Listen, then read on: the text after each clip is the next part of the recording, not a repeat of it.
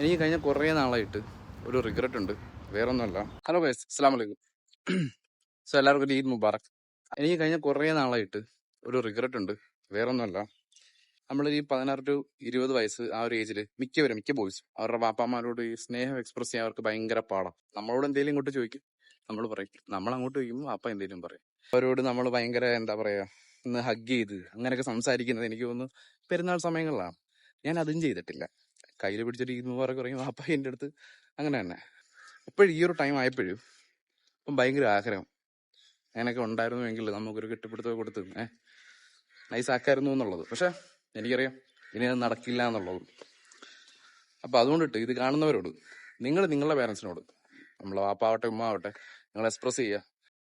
നമ്മളുടെ ജെന്യൂൻ ആയിട്ട് നമ്മളുടെ അടുത്ത് സ്നേഹം കാണിക്കുന്ന, നമ്മൾ എന്തെങ്കിലും വന്ന് നമ്മളുടെ കൂടെ നിൽക്കുന്നത് നമ്മുടെ പേരൻസ് മാത്രമേ ഉള്ളൂ, വേറെ ആരും നിൽക്കില്ല. സോ അതുകൊണ്ടിട്ട് take care of your parents and അത്രേ ഉള്ളൂ. That's it.